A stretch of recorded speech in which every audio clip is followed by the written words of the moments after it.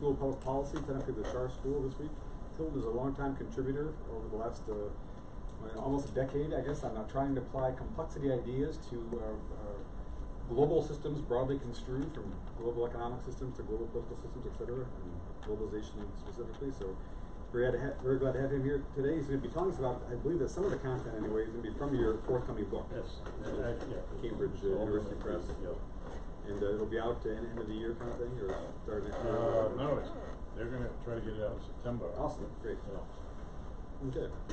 So let me just add to what Rob has said, is that, well, you can see that one of the co-authors on this, Christine Tien, one of our own professors, and some of the data was collected by Kevin Comer, who was a student here at the time and worked on this project with me. So there's been a number of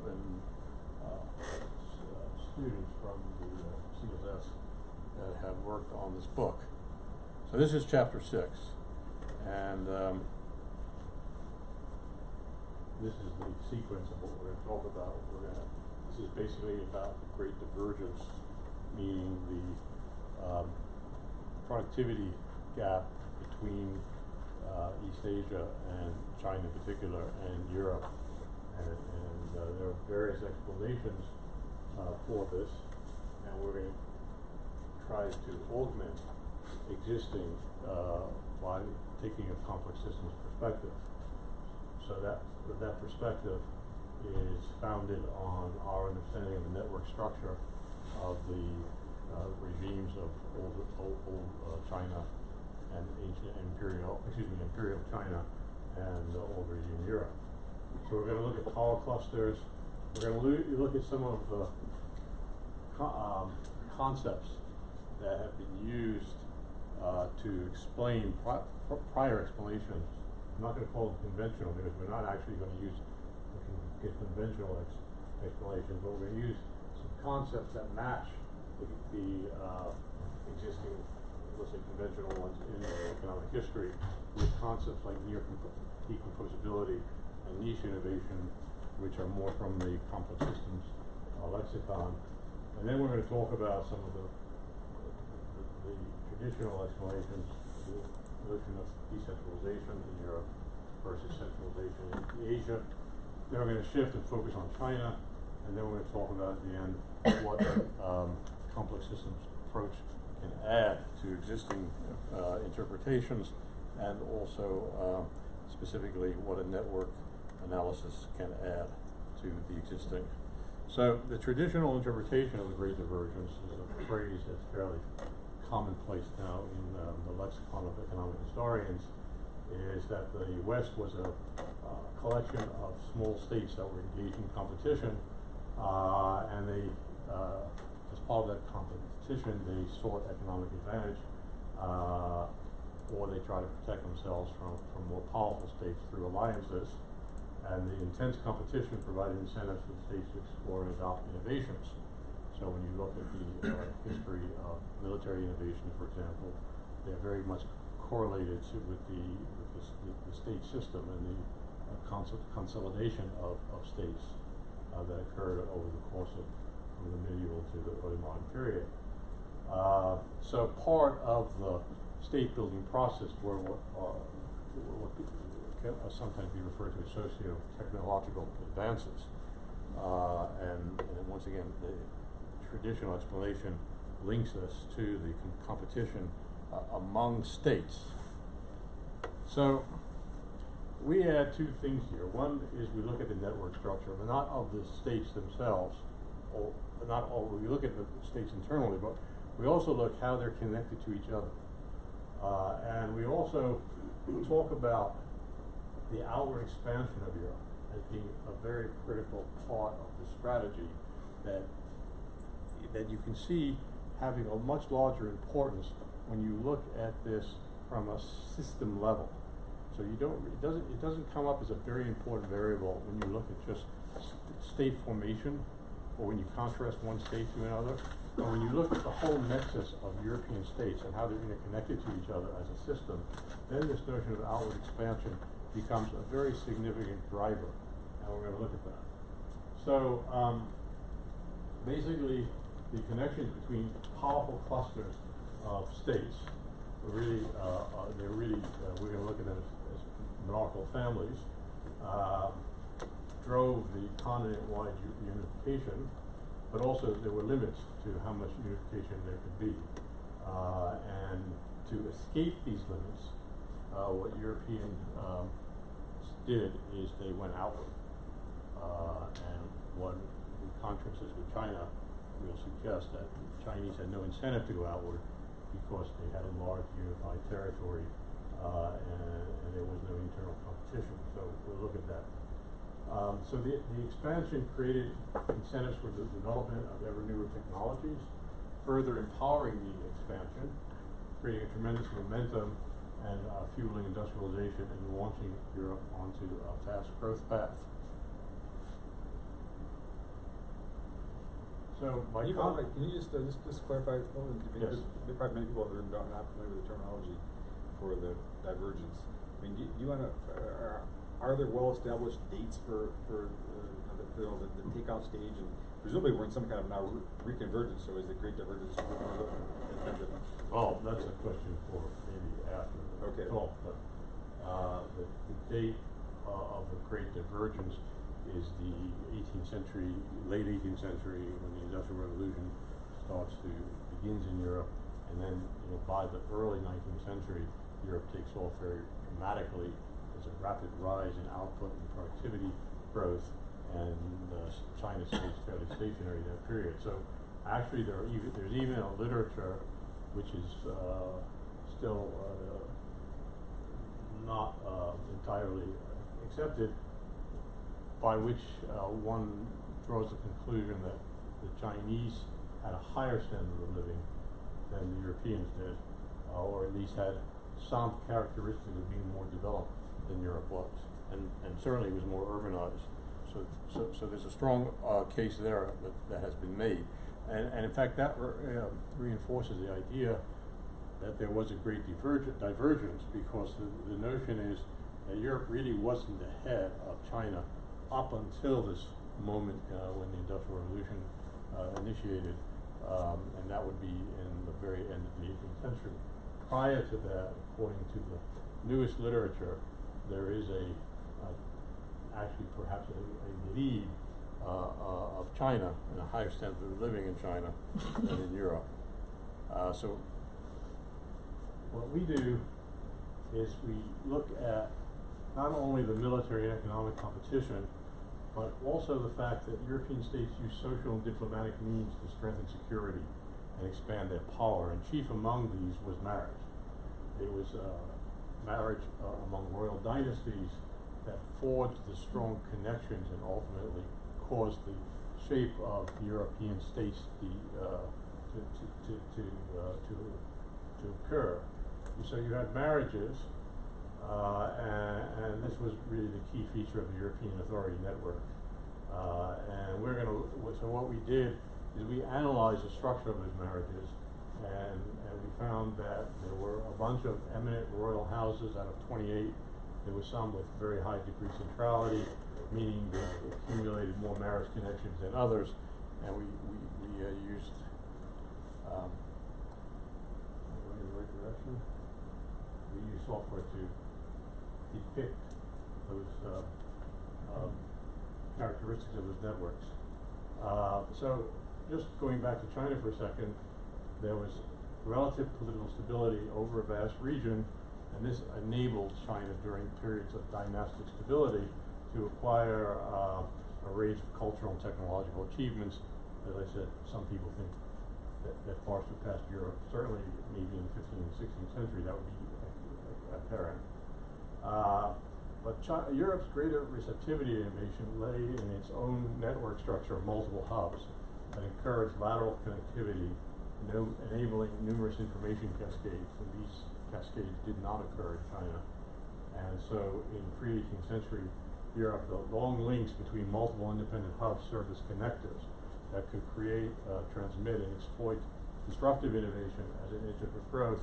And this enabled Europe to make a great leap. So what we really have to explain here is Europe making a great leap while China's growth process and industrial is basically incremental and continuous.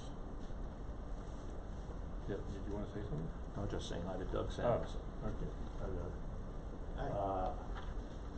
So the Chinese emperors, by contrast with the Europeans, turned inward rather than outward. They had a large territory to control, and the major challenge was domestic stability rather than to engage in external conflicts. And they had no great need no great motivation to attain advanced technologies to compete with the neighbors, neighbors or rivals, and required a centralized hub and spoke governance structure, and several other chapters of the book go into that more explicitly, the structure of how China was governed. But this structure enabled the dissemination of useful ideas, but it also could filter out innovations that could potentially be harmful to imperial rule. So it's a highly centralized system, and also that prevented other groups, such as rich merchants, from becoming powerful actors in the system, and it prevented a thriving private sector. And how it did that is something we will discuss.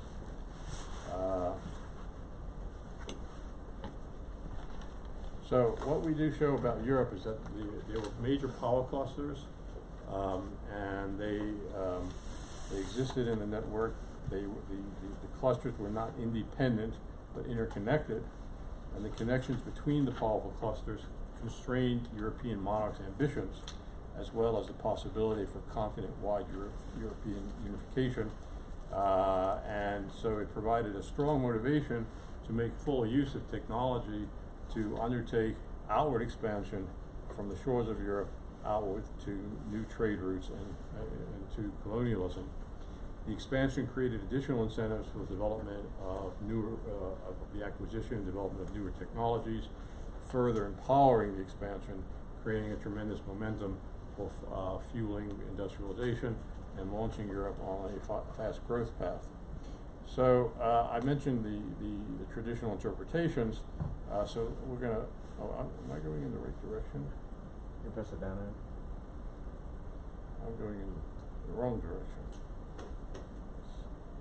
Okay. So I just actually reviewed stuff. This is a fantastic talk. I mean, it caught my attention. Keep talking. I will keep talking, but I've diverged from the thing here, so I'm trying to That's okay. I'm trying to What you're catch saying is up. great. Figure out where I am here. Okay, so interconnected royal families. So these are the crucial vertices or the nodes of the system. There's a high degree of centrality and short average path lengths of these networks. I don't think the word matrimonial is correct, but they enabled the spread of ideas across the entire continent. And there was no cutoff point, which when we actually look at some images of these, you can see. You had a number of hubs with high degree centrality, preventing any one hub from acting as a central filtering mechanism, and you had movements of ideas that could begin in one part of Europe, spreading to other parts through because of these highly connected nodes. And so you would have breakthroughs that arise in different points of the system and spread contagiously. So we can, we view the Renaissance, the Reformation, the spread of science. All of these were initiated in one part of Europe, but spread very, very quickly. The Royal Academies of Science, for example, that were set up in Europe in the 17th century and into the 18th century by kings, by royal families, enabled and created a communication network among scientists that also allowed scientific ideas to spread very, very rapidly across across Europe, and to link scientific communities with other systemically important communities.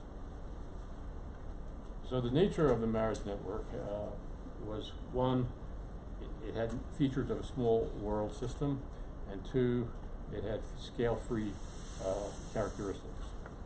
The communication channels to the larger nodes or the hubs are highly skewed. So that means that a few highly connected hubs link the smaller nodes with one another. And the networks also show small world characteristics in the sense that there's the average shortest path length is comparable to random networks, but with a much higher clustering coefficient.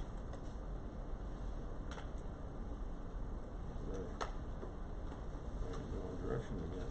So this is the first. No, it's not. It's the next one that we'll see a figure. So this one is just telling you what the figure will look like and what it will tell us. So if you look at it, you have node size, which represents between the centrality, how often a given node falls along the shortest path between any two nodes. We look at the line thickness in the graph. We'll show you is proportional to the number of marriages between any two royal houses. And the modularity method, which we used, all of this was done in Gephi, finds a total of 62 clusters, but the majority of these clusters are tiny. 6 clusters have more than 5 royal linkages. So having said that, now we'll actually look at the clusters. So each one of the clusters has great significance for historians. The purple is associated with large size and many powerful lineages, particularly in terms of its eigenvector centrality. The Hohenzollern is one of the most powerful lineages in the purple cluster, and they, because of their high eigenvector centrality. The gray cluster is not very large, but contains one of the most powerful clans, the Mittelbach, which ranks high on all 3 centrality measures. And the green cluster has one of the most powerful families of Bourbon monarchy associated with France in terms of between the centrality and degree centrality. And the blue clusters, which are down there on the bottom, derive their power mainly from their size. The 3 most important members of the House of Tudor, the Trastamara and the Capet lines, and their centrality measures are not as high as the powerful lineages in the purple and gray clusters. So here's another image of that where we actually give you the names of these families. So you see the green, the Bourbon, the Valois, Stuart, and the Savoy. You see the purple, and the gray sort of came out black here almost, so you can't really see the names. I'm not too happy about that. But this more or less tells you what I just told you. So you have, like for example, the Bourbon, you have high betweenness and degree centrality, and this, would enable great local influence, also serve as a oracle. We attribute different characteristics to each one of these family clusters based on these network properties.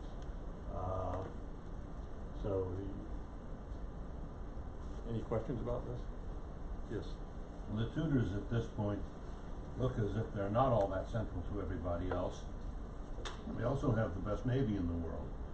So there's probably a lot of commerce going on that's not captured in the narrative. The Tudors don't have a lot of commerce at this point in time. The British Navy is really a product of the 17th century after the defeat of the Dutch, and it's really in the 18th century when the British Navy becomes predominant. I can't even see the Tudors from here. Bottom left. Oh, there they are, the blue, yes. Yeah, what was, I'm not sure I completely follow your question. You're just making a comment. In terms of communication, commerce, sharing of scientific ideas, I think the country that the Tudors were running had a good deal more influence than the marital network would suggest. Maybe, I'm going to follow up example too. I was going to say that just recently, the Mathematical Association of America has put online the mathematics genealogy, which goes, you can basically trace, who your advisors all the way back. But the cool thing about it is that it actually goes back to people like, Euler and the Bernoulli brothers, et cetera, right? So what you get out of that network of advisories and theses, et cetera, is you get a different network, which I suspect that one, which actually has Copernicus in it and Huygens and Newton. What is this called? The mathematical? It's just for the Mathematical Association of America. There is a they've done the genealogical network for all the mathematicians. Right? Yeah. And so, because it has Oilers, Oilers in, wherever it is, in Riga, and the Bernoullis are in Basel, whatever it is, right? Yeah. My guess is that many of the scientific developments of this era, although there were, of course, as you said, there were royal societies here, Yeah. but the scientific developments flowed not through the heads of state, but they flowed through these advisors, advisees kind of thing, right? Yeah, so the heads of state are the ones who are basically creating the environment for these these advisors to the heads of state, for scientists, artists, musicians to travel through the network. And there's enormous competition among the royal houses to obtain the services, and and they compete, and the salaries go up also very significantly. I was just making the comparison that they say there is the royal network, then there's this scientific network, and then Doug's point was that there's basically kind of a commercial network driven by the size so of the scientific network is a royal network.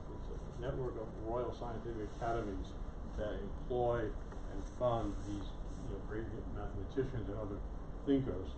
But these are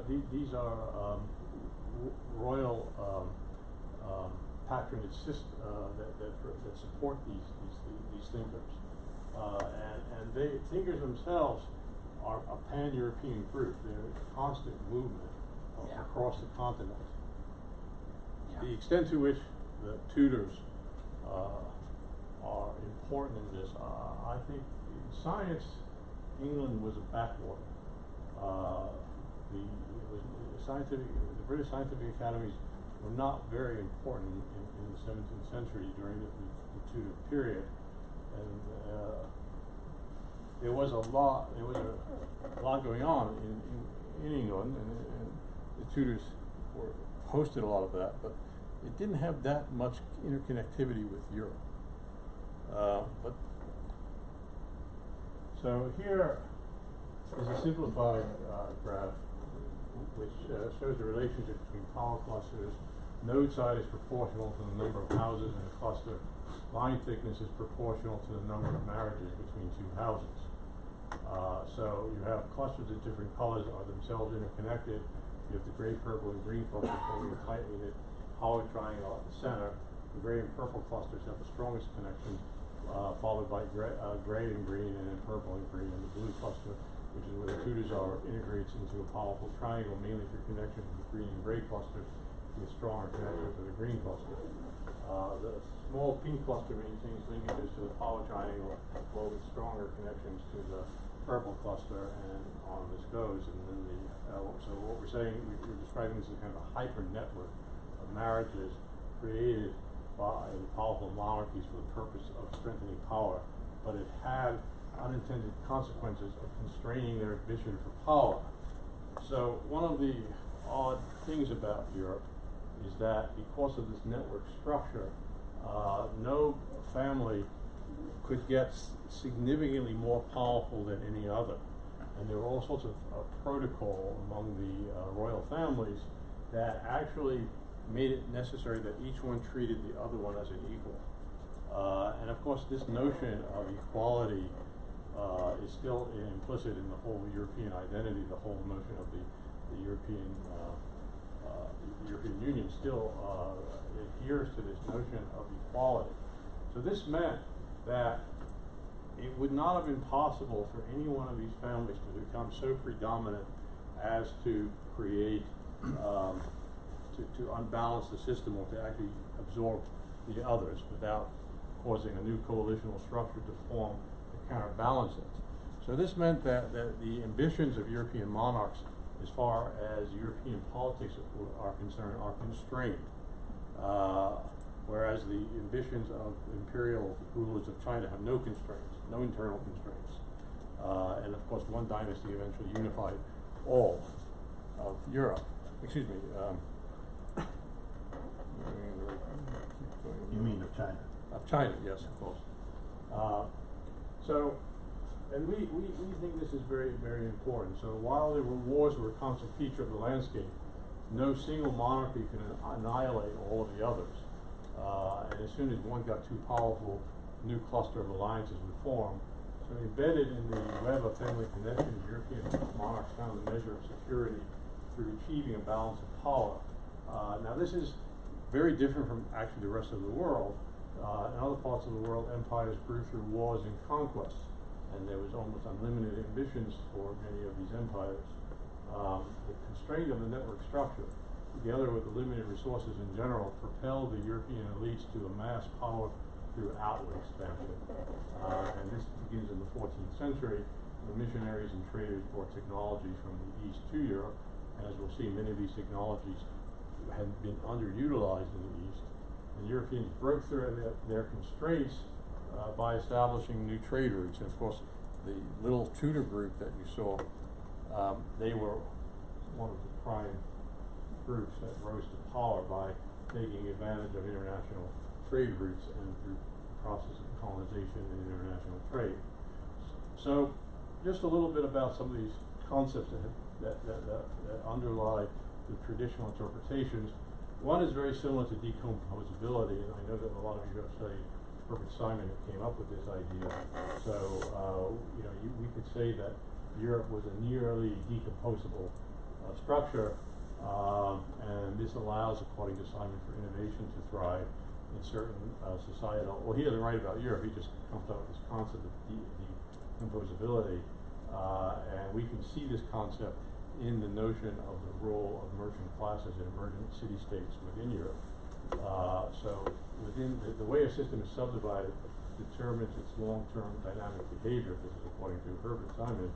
If the system is perfectly decomposable, the parts will have no effect on one another, but by being nearly so, they are not totally independent. So there are a lot of advantages of having a nearly decomposable system. And we're claiming that Europe really meets this criteria of Simon's thinking. It's composed mainly of independent parts with subsystems such as distinct languages, distinct traditions, distinct conventions, but these subsystems constantly interact with each other. So it forms a macro system. And so despite the variation within it, what we get is something that's highly adapted to local changes in a way consistent with Simon's notion of near decomposability.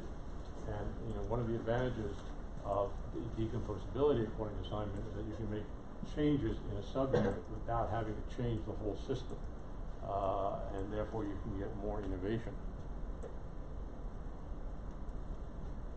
So we view in the paper European cities as exemplifying this notion of decomposability. We look at a lot of institutions in Europe also as being consistent with that. I'm going to not go through that in great detail, but then there's another model of innovation that's also relevant. This is associated with somebody named Frank Gilles. This is the so-called niche model of innovation. It's not inconsistent with, but it's also much more consistent with the traditional explanation. You have beliefs and activities of actors embedded into rules and institutions. The actors share a set of rules, then a new basis for legitimacy forms.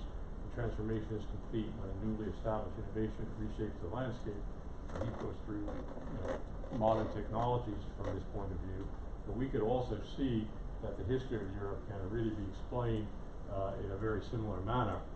Change begins below the surface, in niches in one part of Europe that offer innovators protected spaces, like an industry shielded from the mainstream market selection, and innovations tend to remain at the niche level, where they most probably die out, but some of them spread, they have breakouts, and then you have what you call socio-technological regime change, and then you have wide diffusion, and then you get locking. So that model is very consistent with what economic historians have traditionally expressed. And so putting this into the context of Europe, we see these the European city-states engaging in intense competition, and the kings end up needing the merchants and never completely repress them, because merchants can travel from one community to another, and so they're able to extract property right protections from the monarchs, something of course that the Chinese merchants couldn't do. They couldn't go anywhere. And so you have a contractual compact, basically, between merchants and kings.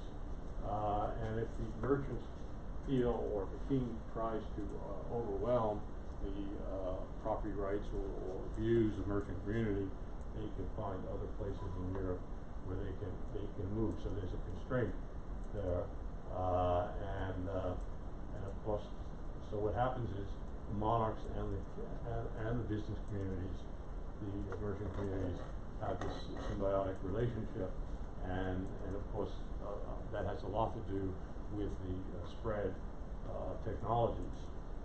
What it really meant is that no European power could suppress technological and financial innovation, because the innovators could go to other havens, and so that kept the pace of innovation. That enabled disruptive innovations to become integrated into the polity. So now we're going to turn to China. Are there any questions about Europe before? I know this is going at a very fast pace. Yes.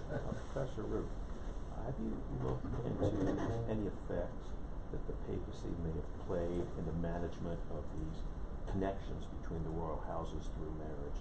Yes. Rhoda had to provide dispensations to certain types of influence. Is there any evidence that the papacy may have tried to manage the evolution of these networks? Yeah, absolutely. The papacy is a critical hub in the system. The papacy had a long-term interest in sustaining the system, and to be a royal in Europe, you had to be anointed. So you couldn't be royal without being anointed. So the church basically controlled the number of families that could actually be considered kings. And they kept it during the period of 800 up until 1918. There was only one new royal family that was created, and that was the Norman invaders of England, where they were allowed to be. They were anointed. At that time, the Normans were defenders of the papacy, so that was the only new royal house that was created during an entire millennium. And then, yeah, so one other thing, the church had very important regulations against intermarriages, with the exception of intermarriages among royals. So in Europe, you couldn't marry your cousin unless your cousin was royal. So going into the Chinese scenario, China was unified by the Qin dynasty very early, and the paramount challenge for the Chinese ruler was always to sustain the unity of the territory. The Qin dynasty formed an administrative management system which more or less replicated repeatedly, almost in its initial form, by successive dynasties over a period of 2 millennia. And so one of the characteristics of this system, which we will talk about, which is extremely critical, is after the 9th century, and basically during the Song dynasty, there was also never to be a usurper in Chinese history. Just like in Europe, there was never to be a usurper until Napoleon. And it was also during that time that the examination system was consolidated. So the examination system to appoint royal administrators, including the House, including the staffing of the bureaus in the court, the civil and military bureaucracy, were all done through an examination system. And the examination system was extremely rigorous and policed, so that it was almost impossible to get to achieve success through bribery. And it was a multi-tier system, so that the top echelon of students who succeeded would then be selected by the emperor and by the court bureaucracy. And what's very interesting is that they almost continuously selected the senior echelon of bureaucrats, people who came from humble backgrounds. You may know this, but the reason we know this is because it tells you how many marriages they had. In China, you can have as many wives as you can afford. And so by looking at the number of marriages that a bureaucrat had, you could more or less tell how much wealth they had. And so you could see consistently that the ones who rise to the highest echelons are the ones who come from the most humble background. So that was a way that that those Chinese who might have been in a position to challenge the emperor were not given the power to do so. And then of course we also have this legitimacy through moral rule, through this Confucian ethos. And so almost all of the literature by Chinese scholars agrees that the Confucian system, it's not so much the exam system, they don't seem to understand the importance of the exam system as creating a coalitional stability for the imperial family. What they seem to focus on, and I don't think they're wrong about this, is that the Confucian education system was not open to science. So the most famous economic historians are trying to all make the point that by memorizing Confucian classics, you were never going to produce scientists or advanced science, and so the literature tends to relate the failure to industrialize to the Confucian social order, and so many economic historians are trying to claim that this was the dead weight of the Confucian code that held down the Chinese, and it wasn't for the West challenging it. It could have gone on indefinitely. So it needed to have an external challenge because the internal stability of a system was so strong.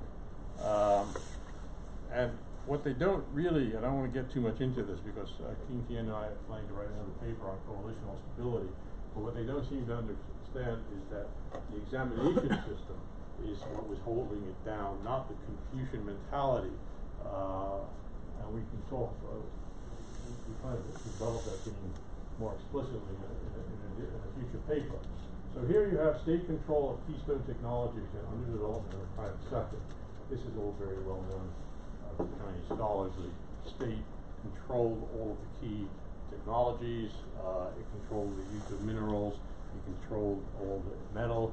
It controlled all the iron ore. It controlled the salt, and therefore was able to constrain the manufacture of cannon and artillery, and it could prevent the dissemination of gunpowder. All of this had developed in China almost 600 to 700 years earlier than it was to become popularized in Europe, but it was repressed because the centralized system was able to not only control who had access to these kinds of weapons, but it was actually able to eliminate the weapons, so that by the 19th century the Chinese didn't even have the capability to produce weapons that they were able to produce in the 11th and 12th century.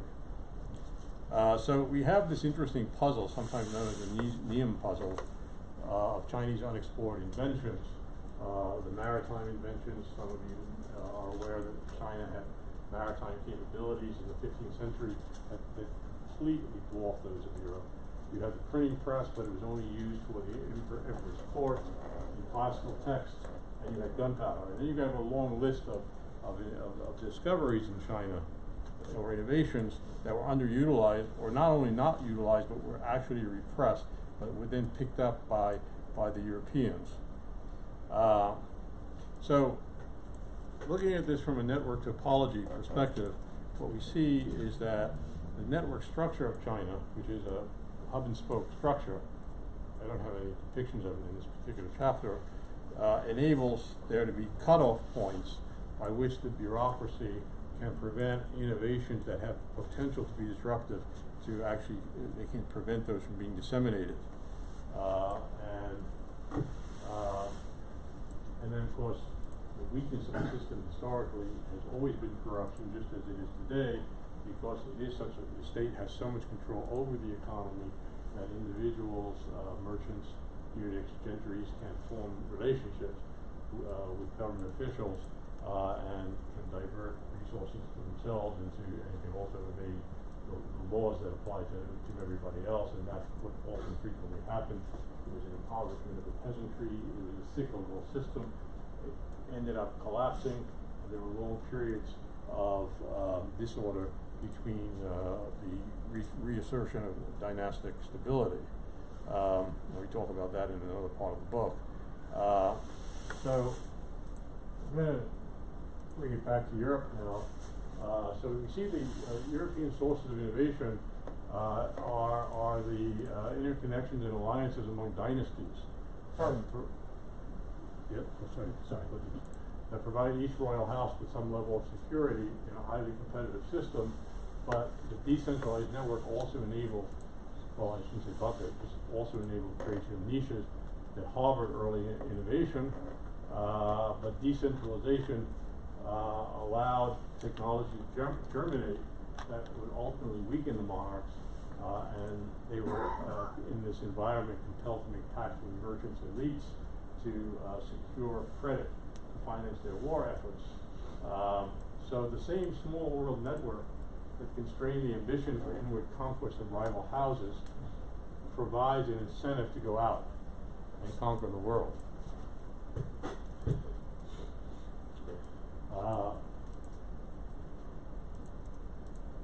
think we just did this. Did we do this? Oh, maybe not. So the small world network constrained the ambitions for inward conquest. I mentioned that. And when advanced technologies became known through missionaries by the Europeans, they suddenly saw the usefulness of this, and they employed these technologies. They spread very quickly throughout Europe, whereas, as I said, they had been repressed in China.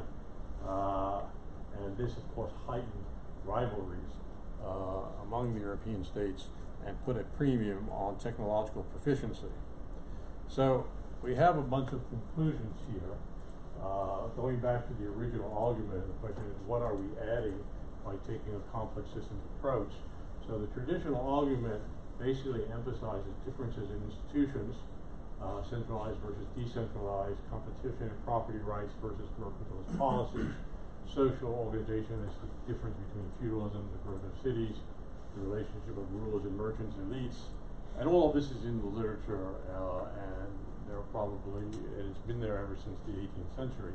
So there were already French writers looking at China in the 18th century and seeing all of these differences.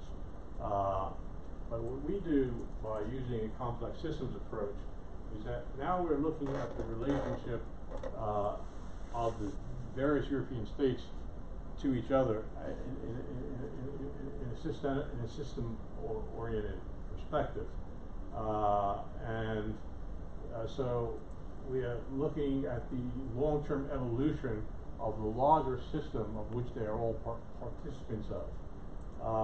And so we're asking about the higher order of connectivity and how that influences the environment for competition, for innovation. And what we're saying is that despite the motivation of the ruling class to strengthen its own power, that's the conclusion, that's another conclusion. What we're saying is that they, because the larger system in Europe prevented direct confrontation between monarchs and prevented the coalitions that I showed you earlier from becoming too predominant, there had to be a different way to expand, and that, of course, we say is related to our expansion. Ultimately, both the Chinese system and the European system were self-destructive, and in the same decade of the 20th century. So, in conclusion, we say each network system had its own strengths and weaknesses. However, once formed, each governed its own possibilities for transformation and defined what different parties could do or could not do. And this had evolutionary consequences at the system level. And we then, in the following chapter, look at some of the evolutionary consequences of the systemic relationship for the use of technology and the formation of governance structures in the 20th century. So we continue the analysis of the rivalry between the Eastern and Western systems. So that's basically the presentation. Any questions, suggestions, comments? Yes. So you're talking about this as an evolution, a process, but in the network map, is that a snapshot in time, or No, is that it's your averages over No, a that certain covers period? all the marriages, 2,000 marriages over a 500-year period. 500. And Yes. how did you determine that that was, the time period you were going to look at? Well, the data was easily, or I should say easily, was available of 2,000 marriages beginning, and so we were able to analyze those specific marriages. Those are marriages among these elite families, these elite royal families. So that's why we did it, to see how the relationship among them changed over time. There's still a lot more one can do with that. We haven't been able to find students willing to go beyond the initial data collection. It was actually done by Kevin. Some of you know him. The data collection, he did this, and it took him 3 months to assemble the data. And we actually presented it to our class and said, we can do a lot if you, want to assemble the data and make it more time specific. And the students then figured out that it took 60 seconds for each data point.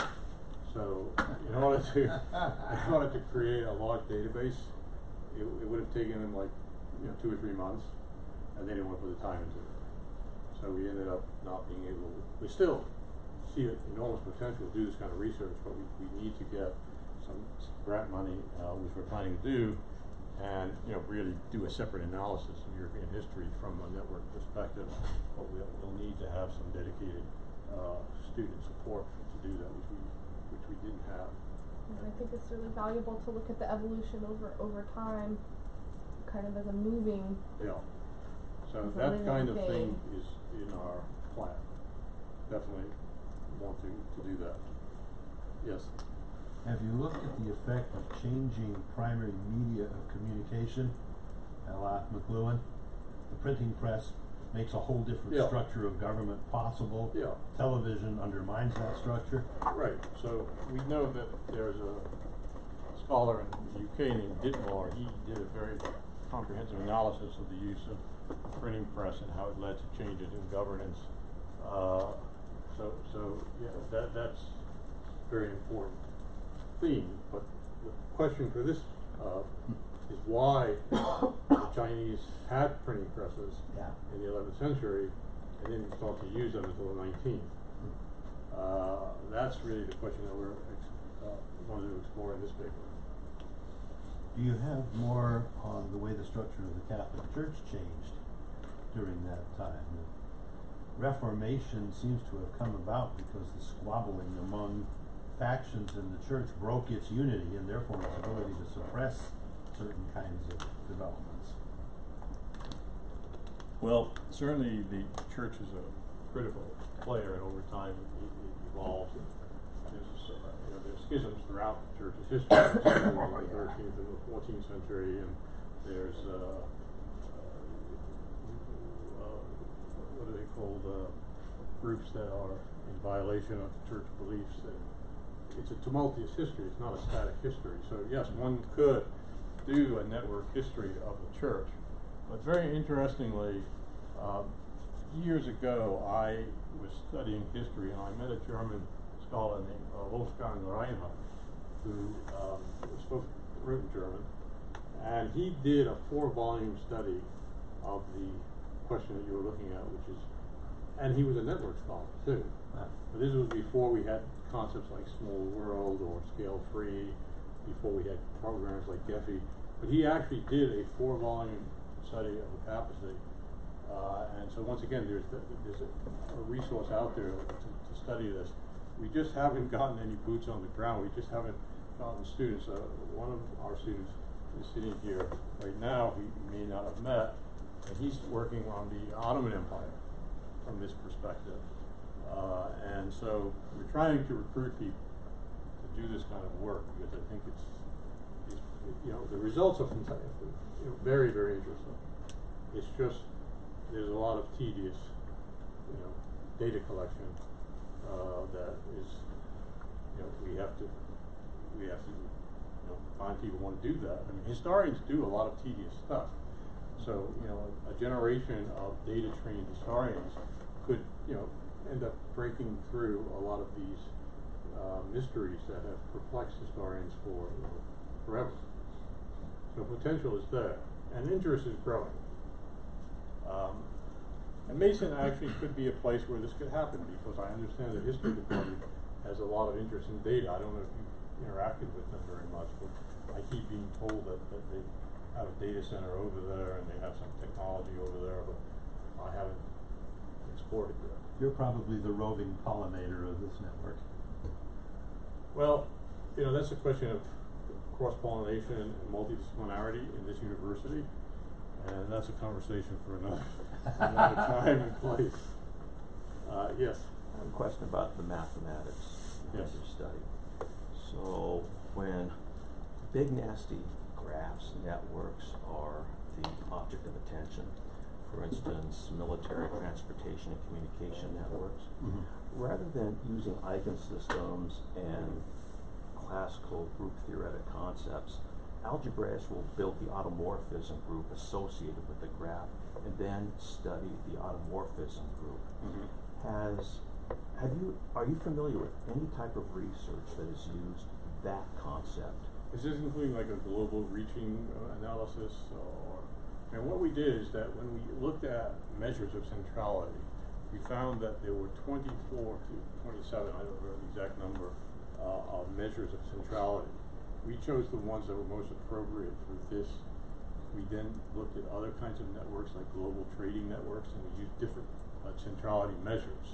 So there's a wide range of centrality measures. The one you were talking about, I'm not familiar with. We didn't explore that, so maybe we can talk about it some more. You can tell me where to get information about it.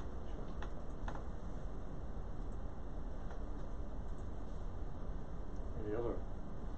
Hilton, how does your, for example, so John Padgett worked on European social networks, 10 years earlier, and he seemed to do things a little bit different, where he even located things like some of the innovations he had located within specific, at particular nodes. For example, he did all this stuff about for the Italian, Florence.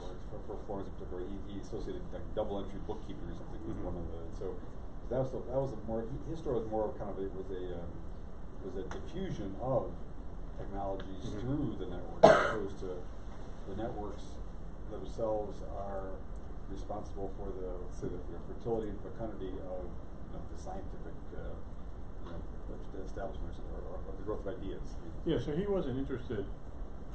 I don't want to be. I think he's a great pioneer, a great example of early work in this area. But he wasn't so much interested in the effects of network topography and network structure. So he's not as influenced as we are by people like Watts and Lavarassi, who are looking at the structural aspects of the work. So we're taking advantage of thinking about networks that really began to appear in the scholarship after he had already done his work. So that's why it's a different generation of network analysis. That's, I would say, pre-Watts and before the small world revolution. More sociology. Yeah, and the sociologists were very, very busy in networks for decades. And then all of a sudden a bunch of physicists came in and kind of took over the field, and we've lost some of the appreciation of how much richness there is in the sociological literature, because it's kind of dwarfed by the work of just 2 or 3 physicists in recent times. But unfortunately, we are really using the work of Watts in particular, and his concept is this notion that the network does a lot of the work of transformation and the network structure itself.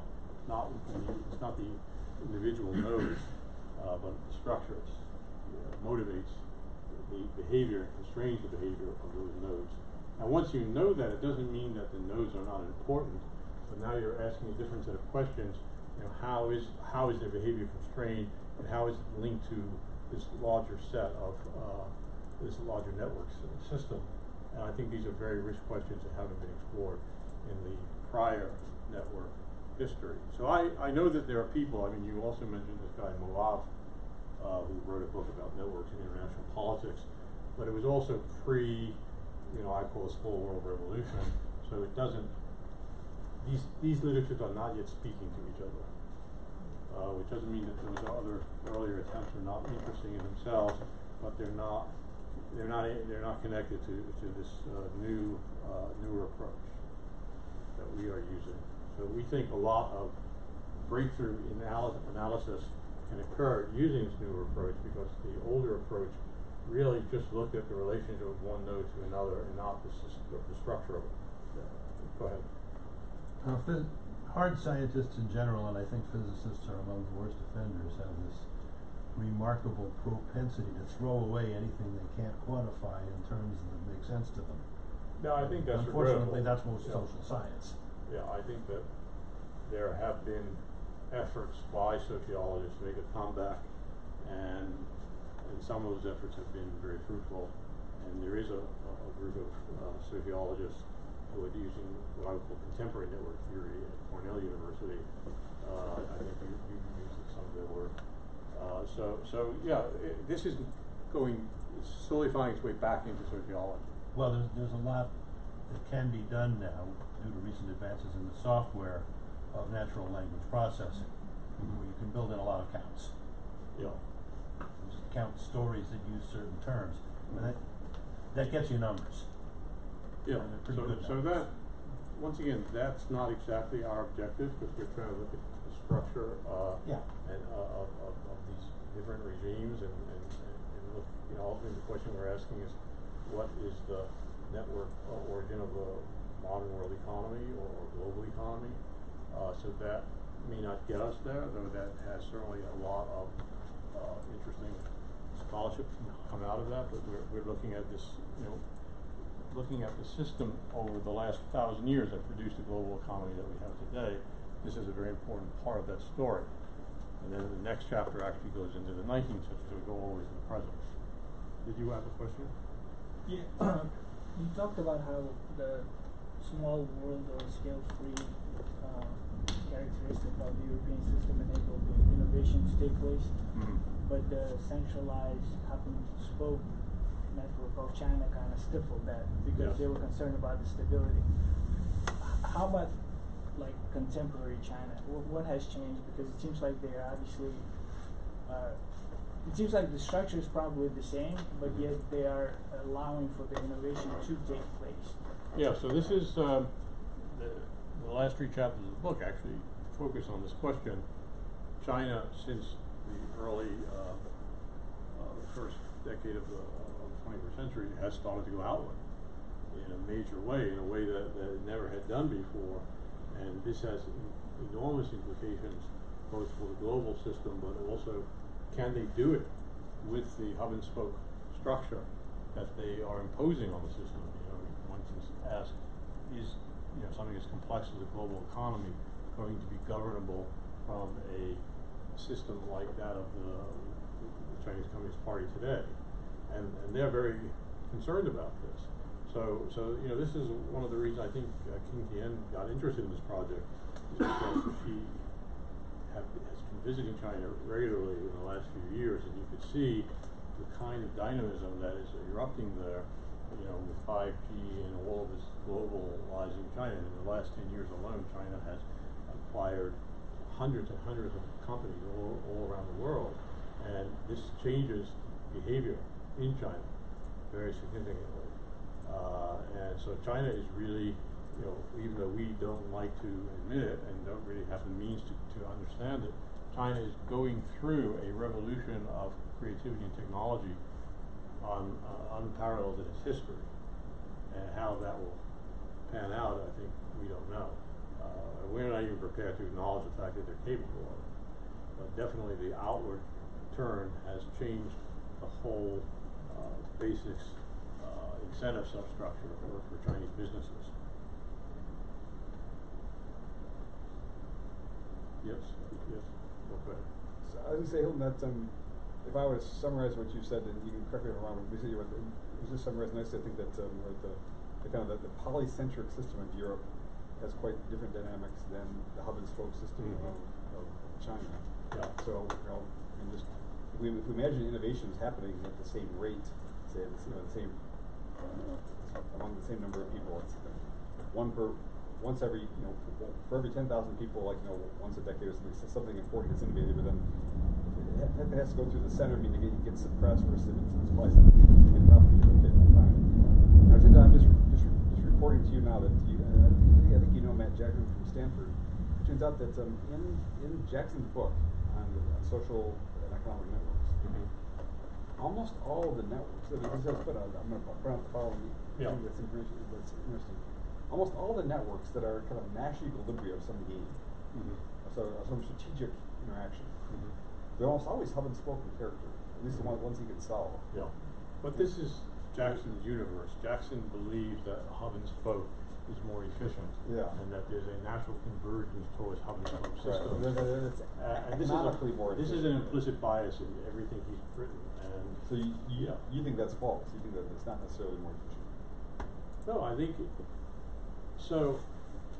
We're not attacking the notion that it's more efficient. I mean, sociologists have understood the efficiencies of that kind of system in terms of the resources available to the central hub to grow itself and a reduction in redundancy. So as a communication system, if one was to construct it through human volition, one would probably construct that. The European system is an organically arising system. It has features of self-organization that a hub and spoke system actually not only doesn't have, but actually prevents from happening.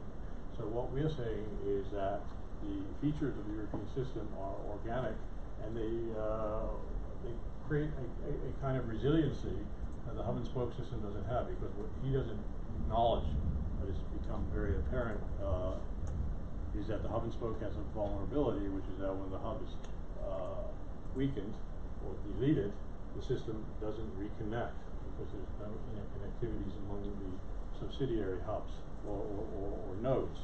So that system can go through, is much more perishable. And that's been the problem in Chinese history, is that the intervals between dynastic successions are very, very long and chaotic. Sometimes as much as 150 years. And some of the dynastic successions bring China's economic productivity down by 40%, including population loss. So you have dynastic vulnerabilities that you don't have in the European system. So during European history, there was never anything other than the Great Plague that was as catastrophic as the dynastic failures, including the most recent one of the Qing dynasty. And if you consider the period after the Qing dynasty fell in 1912 and the communists, and then you consider it took them 30 years to actually consolidate their power, you're talking about a 70-year period during which China became one of the poorest countries in the world. There's a massive decline.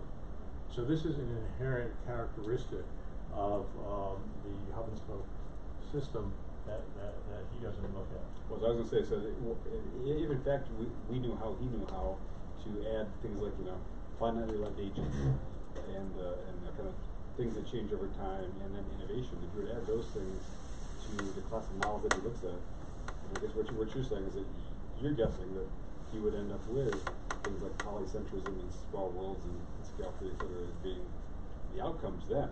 Yeah. But so it's in some sense an artifact of the very sterile assumptions that have been made. Yeah, he's actually the only major network theorist who doesn't live, within the small world revolution. He doesn't deal with these concepts of vulnerability, of risk of system resilience. He's really a throwback, and so he's using a rational choice analysis to basically talk about these structural holes and filling them and doing them in the most efficient way. So he's brought economics to bear on network analysis, but he's simplified it, and he's lost, he's sort of thrown the baby out with the bathwater. So I don't think he's, economists, and he's not alone, by the way. So there are other economists who are using network theory to look at missing markets, or to look at informalities in economic, and their influence in economic history. They're looking at social networks. They're doing very traditional things, but they're not actually asking the really interesting questions about network structure, about how network structure influences institutional formation. So it's not, to me, it's not a very rich agenda. One of the agendas of this project is to show economists that it is possible to think about really important issues in economic history, great transformations in economic history, great transitions in economic history, again, in a scientifically rigorous way, because basically economics has become the science of allocation processes rather than the science of formation of structure, which it had traditionally been. So we're bringing that back in. So, you know, one of the things working with a publisher about Cambridge, which is putting this book out as an economics book, was to avoid there being a backlash against the book by economists. So we had to figure out how to write the title. So this is really, took a lot of work. Because actually, when I got the acceptance of the book from Cambridge University Press, they specified that I could not use the word economic history in the title. And the reason being that economic historians, you know, they do a lot of publishing for that subgroup, have their own methodology. And they would not recognize this book as being consistent with that methodology. So they would initially probably try to attack it. Sort of like the Chinese dynasties? Well, but in fact, this is, they anticipated this, and they said, you know, there are a lot of people who are interested in both economics and networks. So we have to have both of those in the title, but in a non-conventional way. So that's what they came up with, the title. So I really enjoyed working with Cambridge because they actually really understood the academic marketplace, and they're very good at creating new waves in that marketplace. They're very smart people who are right there at the helm of the press. I hadn't really experienced that before in my other, because I think Cambridge is a completely market-sensitive press. They get no subsidies. This is how they explain themselves to me. So they have to be really clever. So I did my last book with MIT. MIT is so rich that they just subsidize everything, and they don't really care whether the book sells or not, and they don't even have to have a bottom line. So, you know, they're not really savvy about thinking about how do you market a book. And I know you're publishing your next book with MIT, but MIT is wonderful to work with, but they're not constrained to think about the market. So, you know, they do very niche-oriented work. Cambridge really is a different animal. And so I experienced the difference very dramatically. I would definitely, you know, definitely publish with them again. Cambridge has been a bunch of radicals for about 400 years. Yeah, that's right. They like to go against the power structure. Yeah, no, I mean, the culture of Cambridge University Press, I just found phenomenal. And I wish I had encountered it earlier in my career. Because I think a lot of my books could have been better marketed had I worked with them rather than with these American economics. Large American presses have no economic constraints, and you know, if you lose $10,000 or $20,000, it doesn't matter to them. So they miss the market; they don't care. And Cambridge really cares, so they spend a lot of time thinking about it, changing the market, being ahead of the market, but also not ending up with a book that doesn't sell at all. Well, what are their market incentives? If it's not to sell, then it's to please these groups of very powerful academics who keep publishing with them and will violently reject something that is too far outside their orthodoxy, right? Well, they know that that is an instinct of those groups, so they have to circumvent that. So in the case of this book, they still have that danger because they know the academic mentality, but they are not of that mentality themselves. They are trying to push the envelope of science. They are trying to be ahead of the curve. And they're not trying to cater to those closed groups.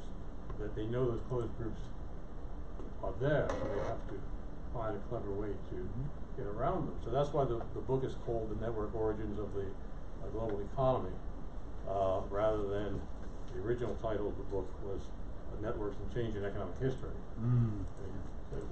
We like the book, we don't like the title. Sounds And as they if made a really big deal over it. Sounds as if this publishing world might be your next book. Well, it's an interesting world, very interesting world. A lot of interesting topics are out there. I mean, I only wish I had the time, the students, the institutional support to explore. I can think of dozens of topics I would be working on right now. Well, it's closely related to a topic we've all given some thought in the last few years. I'm old enough to remember when, to get on TV, you had to attract the attention of one of 3 networks. Hmm. And if for some reason it seemed inappropriate to all 3 of those networks, you weren't getting on the air. Yeah. There were certain opinions that just never got to the broader public via the TV medium. And I think it's safe to say that has changed considerably. And Well, the in effects are still being academics, assessed. if you look at fields like political science and economics, 90% of the positions in the top 10 schools are students from the top 10 schools. So it's still very much a closed world. And if you want to teach in the Princeton political science department, you better have a degree from one of 9 other schools and none other be applied, because it's a waste of time. Yeah. So it's, the academic world today is still very much not open as we would like to think. And there are different communities. When I came here, after a few years, lost connectivity with the community that I had been a part of prior to that. Prior to that, I was at Stanford. And I would invite colleagues of mine from Stanford to visit here, and they just wouldn't come because it was Mason, for no other reason. And they said, well, they're not part of our network. It's not on our path. So we had to develop new paths. And I did. I mean, it's possible, but the academic world is very large and very international. These people don't really, they talk to each other. It doesn't mean they're going to, be that exciting. I mean, there are now groups of complexity thinkers meeting in Europe in the thousands, and not a single person from the Ivy League is actually speaking at any one of their talks. Exactly. So, new worlds are opening up. I've seen that with computational and mathematical organization theory too. Powerhouse schools are not Harvard, Yale, Chicago. Mm-hmm. Well, Chicago to some extent. Harvard, Yale, Princeton. Don't see anybody from those places. Yeah, and these places probably believe that if they need to buy everything, they can. So, if they need to, if they have to one day catch up, they have the money to do it in their deep pockets. So they can afford to fall behind. They don't need to worry about it. That's what U.S. Steel thought. Yeah. I mean, right now there's so much anger in America towards the Ivy League system that, we're going to see fundamental changes in that system. And it only takes a few small changes to fundamentally change what the Ivies are. Mm-hmm. And we may see that in the next, as a result of the next presidential election. So this whole system may be coming to an end. Okay, with that thought, let's Yeah. thank Hilton for